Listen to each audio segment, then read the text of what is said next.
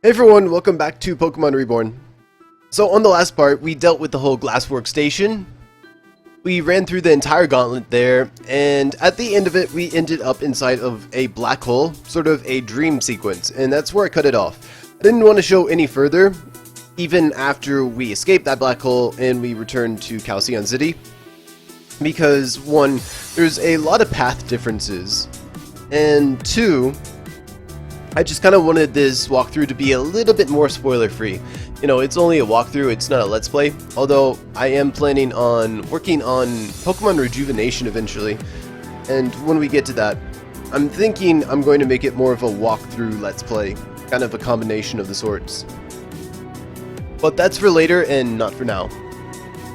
So from this point, once you get back to Calceon City, you want to head over to Eve over here, and once you talk to her once, you can go ahead and head inside this house, and there'll be a little bit of cutscene where everybody from your playthrough is going to head over to Agate City, and they're basically going to raid it and try their best to free it from Team Meteor's grip. And in fact, that is kind of where we should be heading. Again, I didn't even show that part because there's specifics depending on which path you take, and that changes which characters will actually head over to Agate and so forth. But anyways, from there, we're going to go ahead and head over to Agate. If you don't remember where Agate is, it's actually north of the labyrinth. And that's pretty much the easiest way to get there, is just to fly to the labyrinth and run through it and run north. So I'll meet you guys there. And over here at Agate City's gate, you can clearly see there's people outside, and we can now move inside of the city freely. So to the left and to the right of us, you're going to notice the gym leaders fighting. It depends on which path you took, as I said earlier. But aside from that, we have a couple of grunts to deal with. And after that grunt battle, the epic music's going to kick in, and if you go back, you'll actually notice that the gym leaders are slowly pushing back the meteor grunts. You can't go into any of the houses over here. However, the Pokemon Center is now free, and we can now use it if we so wish to. So that's actually pretty nice. Don't mind if I do.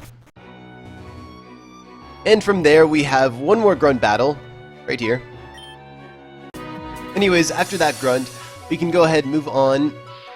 There is a little healing chart over here in this corner, and you might want to save right here before moving up.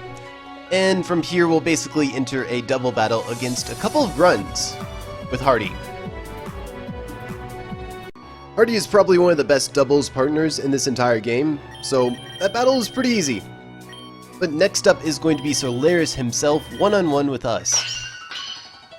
And this battle is not so easy. So I actually made some changes to my team before this battle as well. So starting off, I have my Prankster Murkrow here. I kind of ditched my Gigalith. My Excadrill is actually holding on to the Rock Incense. I just fished through my bag, and the first item that I found that actually had a use, I threw on there. So starting off with his Staraptor right here. This is what he replaced his Mandibuzz with. It has Intimidate, Leftovers, Return, Close Combat, U-Turn, and Brave Bird. I'm just going to hit it with the Blizzard because I can take one attack from it and I can knock it out in return.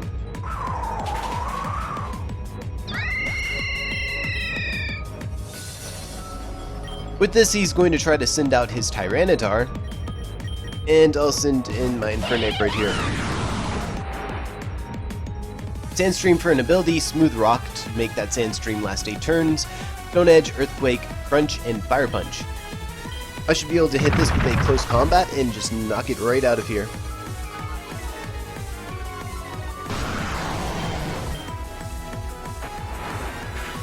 Next up is going to be his Gyarados, so I'm going to go ahead and send in my Excadrill right here. I'm going to make use of that Sandstream, and this Gyarados is pretty dangerous. It has Moxie, which means every Pokemon it knocks out gives it +1 in attack. It's holding the Walking Berry, which means it will take less damage from electric type attacks. It has Dragon Dance, Earthquake, Waterfall, and Outrage. I'm going to go ahead and try to hit it with a Rock Slide and see if I can get some flinches going. And that's actually working out for me. So down goes his Gyarados. Next up is going to be his own Excadrill. So I'm going to want to go ahead and send in my Alolan Ninetales on this. His Excadrill has Sand Rush, it's holding a Focus Sash, has Earthquake, Rock Slide, Swords Dance, and Iron Head. So I just want to send in my Alolan Ninetales here to get the hail going, and I'll send in my Roserade right here to kind of be fodder.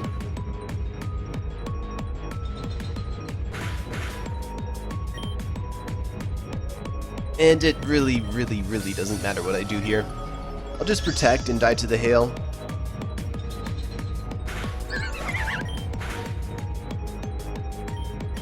From here, I'll go ahead and send in my Staraptor. I wanted to have the hail up so it wouldn't have the Sand Rush activated, and also because the hail would actually get rid of its Focus Sash. From here, I should be able to take one hit and maybe close combat the Excadrill.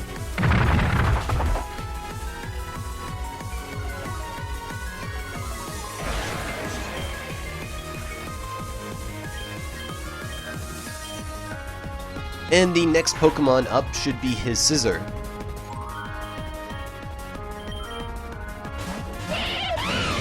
Has Technician for an ability, Life Orb, Bullet Punch, U-Turn, Superpower, and Knockoff. I'm just going to go ahead and overheat with my Infernape and knock it out.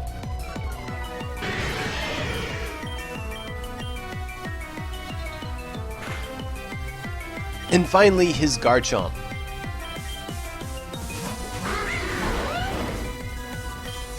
His Garchomp has Rough Skin, but it's also holding the Garchompite because it's going to be a Mega Garchomp. It will have Sand Rush or Sand Force instead. Has Swords Dance, Earthquake, Dragon Claw, and Stone Edge. So I just have my Prankster Murkrow here. Since it's his last Pokemon, I can go ahead and hit it with a Perish Song. And this is pretty much guaranteed to go down in 3 turns anyways. I can also go ahead and send in my Alolan Ninetales here and see what I can do. Which isn't much.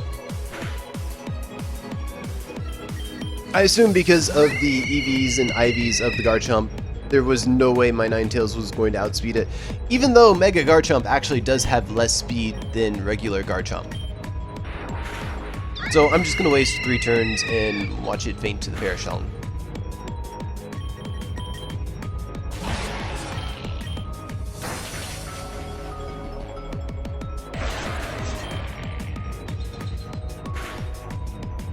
And now that it's been 3 turns, his Garchomp's done.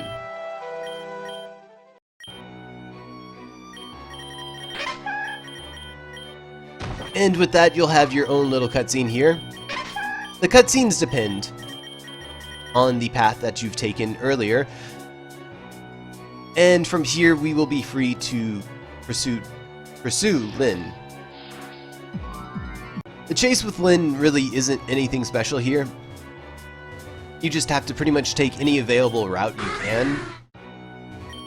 So for us, that means coming all the way up over here, going up the waterfalls, going over, and then eventually going down this waterfall and diving down below. There's also a few neat items that you can grab over here. There's the silk scarf that's right over here. I think a lot of them are actually Pokeballs, so not exactly useful. Eventually, if we move down this way, we'll find Lynn, and she will prove that she is absolutely superhuman, and our character will make a very smart decision and just move out of the way. Over here inside this room, we can actually find a lucky egg all the way in the upper left-hand corner, as well as a super potion, which is completely useless.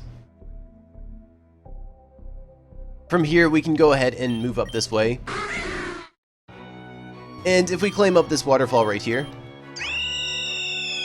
and this one as well, we can go ahead and grab this full restore, which, I mean, we're really not going to come back here, so might as well grab it now.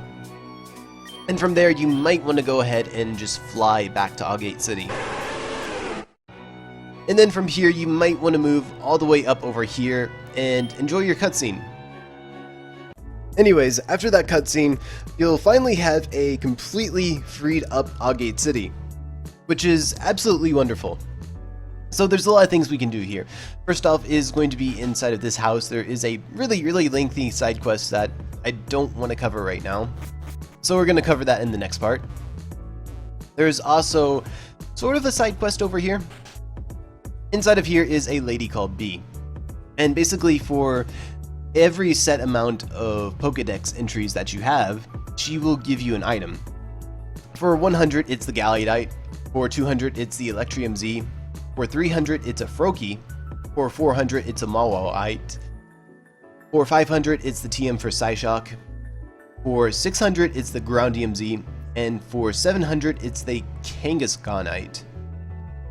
And for all 731, which is excluding non-legendaries and non-ultra beast, she'll give you a Poipole. That's pretty neat.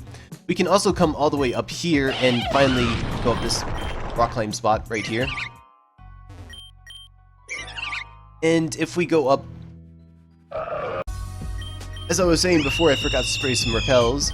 If we go up these waterfalls, we'll actually enter a part of Route 4, and we can find the ground memory up over here.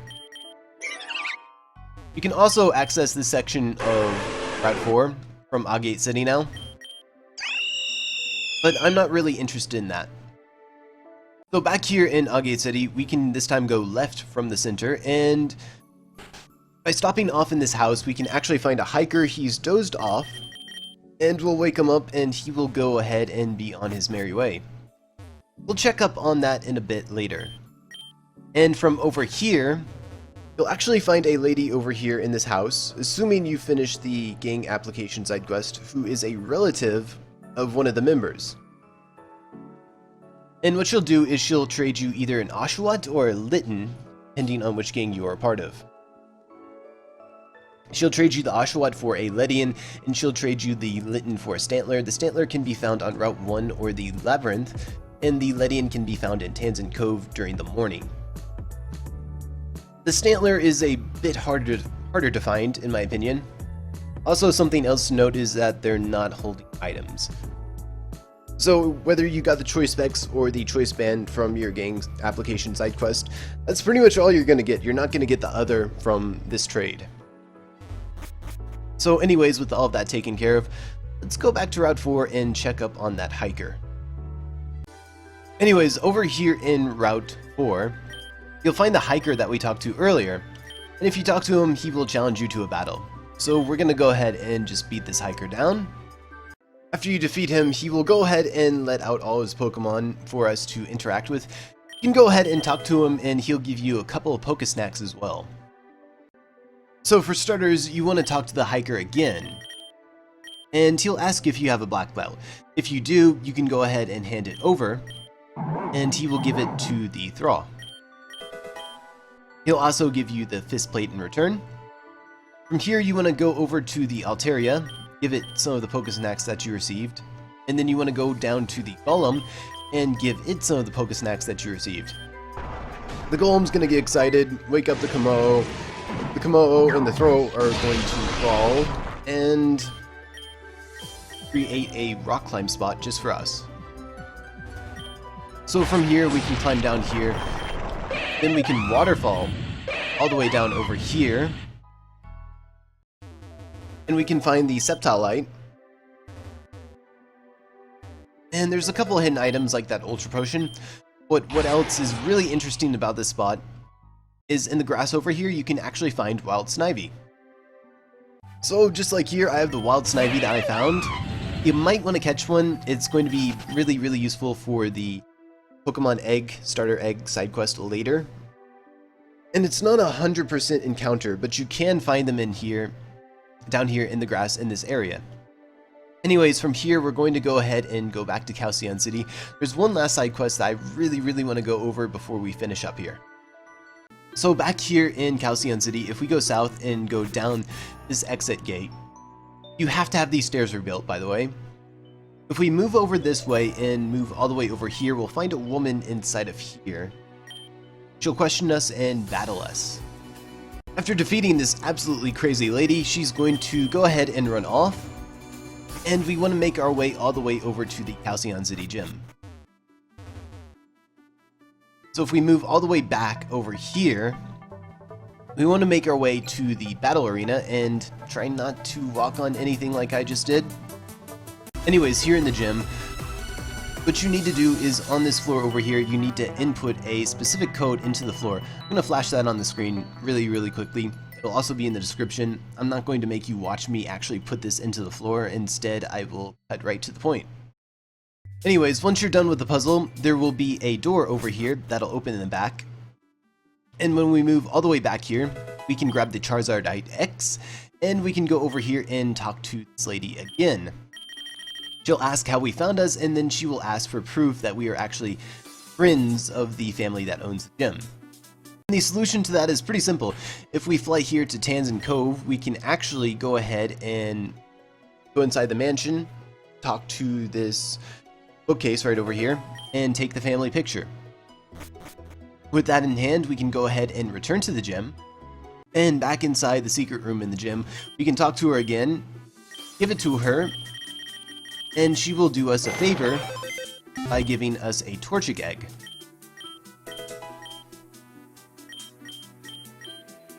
And that's pretty much everything that we have to do here. And that's the end for this part. Hope everyone enjoyed. I hope you all found this helpful. Thanks for watching, and I will catch you guys all later.